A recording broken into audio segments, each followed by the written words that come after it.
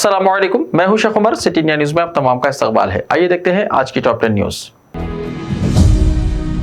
वज़ीर फाइनेंस हरीश राव ने गवर्नर की तौहीन से मुताल्लिक बीजेपी के इल्जामात को मुस्तरद करते हुए कहा कि खवातीन की तौहीन के बारे में बीजेपी कायदीन का इजहार ख्याल मुसीका खेज है। मीडिया के नुमाइंदों से बातचीत करते हुए हरीश राव ने कहा कि नरेंद्र मोदी के वज़ीर आज़म बनते ही गुजरात की गवर्नर कमलाबेन को बरतरफ कर दिया गया।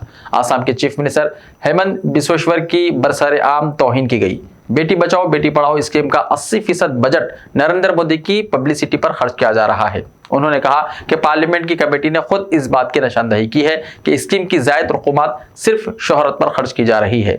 हरीश राव ने कहा कि बीजेपी कायदीन राजभवन को जाफरानी रंग में रंगना चाहते हैं। उन्होंने कहा कि गैर जरूरी तौर पर गवर्नर को सियासत में घसीटने की कोशिश की जा रही है।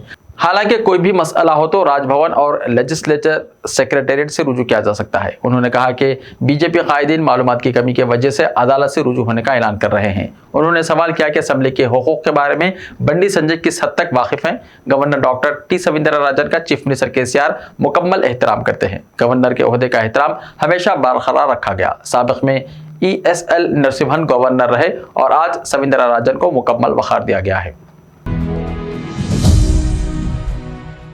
ट्रैफिक चालानात में रियायत देने के ऐलान के पहले दिन हुकूमत के खजाने में 5 लाख चालानात की अदायगी से 5.5 करोड़ रुपए जमा हुए हैं। 21 मार्च से 31 मार्च तक इस स्कीम की जारी रहने का ऐलान पहले ही दिन अवाम ने रियायत का भरपूर फायदा उठाने के लिए ई चालान वेबसाइट का इस्तेमाल किया, जिसके नतीजे में सुबह से लेकर दोपहर तक वेबसाइट का सर्वर मुतासिर हो गया। 1 मिनट में 700 चालानात की अदायगी का सिस्टम कायम किया गया था और इस वेबसाइट के जरिए सैकड़ों अफराद के लॉग इन करने पर इब्तिदाई औकात में वेबसाइट काफी दुश्वारियों का शिकार हो गई और अवाम चालानात की अदायगी के लिए मुसलसल कोशिश करते रहे। बताया जाता है कि ई चालान के जरिए पहले दिन 3 करोड़ रुपए सरकारी खजाने में जमा होने का निशाना रखा गया था, लेकिन तवक्को से ज्यादा अवाम ने इस स्कीम का फायदा उठाने के लिए फौरी तौर पर चालानात की अदायगी में पेशरफ दिखाई है, जिसके नतीजे में एक दिन में 5.5 करोड़ रुपए सरकारी खजाने में जमा हुए। बताया जाता है कि आइंदा दिनों में भी अवाम स्कीम से इस्तेफादा करते हुए चालानात की अदायगी करेंगे। पुलिस ओहदेदारों ने अवाम को मशवरा दिया कि वो रियायत के जरिए चालानात की अदायगी स्कीम से 31 मार्च तक भरपूर इस्तेफादा करें। तेलंगाना से ताल्लुक रखने वाले 11 तलबा का एक बैच मंगल को यूक्रेन से नई दिल्ली पहुंच गया। हिंदुस्तानी सिफारत खाने के ओहदेदारों की मदद से ये तलबा जंगजदा यूक्रेन की सरहद पार करके रोमानिया पहुंचे, जहां से बखारिस्ट से खुसूसी फ्लाइट के जरिए नई दिल्ली आने की इत्तलात मिली है। इत्तलात के मुताबिक अनकरीब वो दिल्ली से हैदराबाद के लिए रवाना होंगे। तेलंगाना हुकूमत की जानिब से दिल्ली और मुंबई के एयरपोर्ट्स पर तलबा के खैर मकदम के लिए मुनासिब इंतजाम किए गए हैं। रियासती हुकूमत की जानिब से दिल्ली और मुंबई से हैदराबाद के लिए एयर टिकट्स की बुकिंग की गई है। सरकारी जराये के मुताबिक यूक्रेन से तेलंगाना के तलबा की महफूज वापसी के लिए रियासती हुकूमत मुसलसल मरकज के राब्ते में है। यूक्रेन में जंग की सूरत हाल के बावजूद मोहब्बत कामयाब रही और एक जोड़े ने जंगजदा यूक्रेन में शादी कर ली, जबकि हैदराबाद में इस्तकबालिया में मुनक्किद किया गया। हैदराबाद से ताल्लुक रखने वाले लड़के और यूक्रेन की लड़की की आपस में मोहब्बत की दास्तान जंग के दौरान शादी में तब्दील हो गई।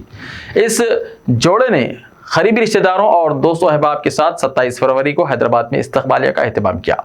प्रतीक और यूक्रेन की लड़की लाइबो ने फिल्मी अंदाज में शादी की। 23 फरवरी को रूस के यूक्रेन पर हमले से एक दिन पहले प्रतीक और लाइबो यूक्रेन में ही शादी के बंधन में बंध गए थे। हमले के फौरी बाद वो हैदराबाद मुंतकिल हो गए और इस्तकबालिया का एहतमाम किया। चिलकुर बालाजी मंदिर के सदर पुजारी CS रंगाराजन ने मजहबी रसूमात अदा करते हुए इस जोड़े को शादी के बंधन में बांध दिया। हैदराबाद में इस्तकबालिया इंतहाई महदूद पैमाने पर था और इस जोड़े का कहना है कि यूक्रेन की मौजूदा सूरत हाल के पेश नज़र धूमधाम के बजाय सादगी से इस्तकबालिया मुनक्किद किया गया। इस जोड़े ने 16वीं सदी के कदीम वेंकटेश्वरू मंदिर में खुसूसी पूजा की और यूक्रेन में अमन और सलामती की दुआ की। चीफ मिनिस्टर के चंद्रशेखर राव ने chief minister Tamil Nadu M.K. Stalin को सालगिरह की मुबारकबाद पेश की। चीफ मिनिस्टर जो इन दिनों दिल्ली के दौरे पर है, M.K. स्टालिन से फोन पर बात की और उनकी सेहत और दराजी उम्र के लिए नेक तमन्नाओं का इजहार किया। उन्होंने उम्मीद जाहिर की कि M.K. स्टालिन अवामी खिदमत के अपने मकासद के हुसूल में कामयाब रहेंगे। स्टालिन ने सालगिरह की मुबारक देने पर केसीआर से इजहार तशक्कुर किया। इसी दौरान वजीर इंफॉर्मेशन टेक्नोलॉजी KT रामाराव ने ट्विटर पर तमिल जबान में M.K. स्टालिन को सालगिरह की मुबारकबाद पेश की। उन्होंने तमिल जबान में हैप्पी बर्थडे सर लिखा।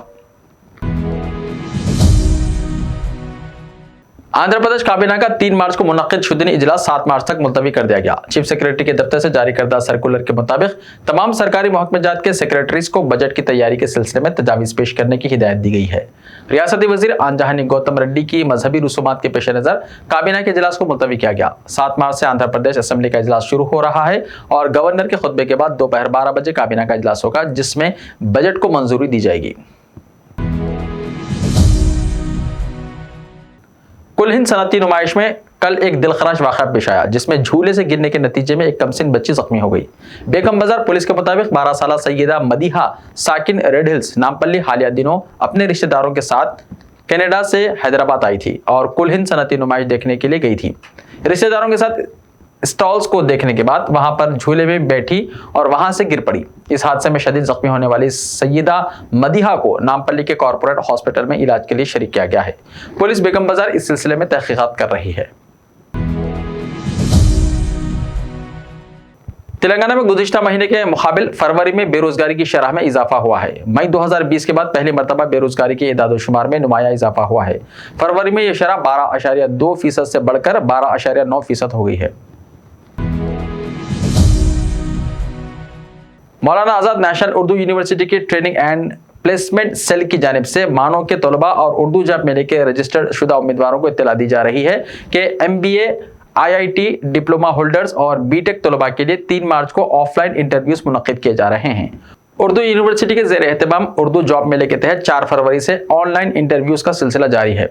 Doctor Mohammad Yusuf Khan incharge training and placement cell के मुताबिक जॉब मेले में शिरकत करने वाली कंपनियों ने ख्वाहिशमंद उम्मीदवारों के ऑफलाइन इंटरव्यूज का आगाज किया है। मुख्तलिफ कंपनियों की जानिब से, जिनमें इंश्योरेंस कंपनियां और टेक्निकल सॉल्यूशंस से मुताल्लिक इदारे शामिल हैं, इंटरव्यूज का 3 मार्च को सुबह 9 बजे से आगाज करेंगे। रजिस्टर्ड तलबा से पाबंदी वक्त शिरकत की ख्वाहिश की गई है।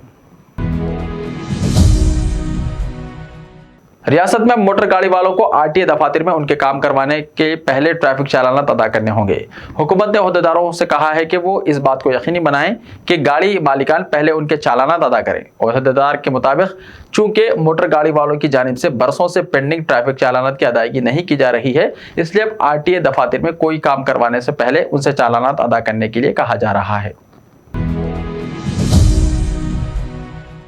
ऐसे ही ताज़ा तरीन खबरों के लिए हमारे इस YouTube चैनल को सब्सक्राइब करते हुए इसके बेल आइकन को प्रेस कर लीजिए। लाइव वीडियोस देखने के लिए प्ले स्टोर से हमारे ऐप सिटी इंडिया न्यूज़ को डाउनलोड करें। लिंक्स डिस्क्रिप्शन में मौजूद हैं। तो मिलते हैं कल, तब तक के लिए अपना ख्याल रखिए। अल्लाह हाफिज़।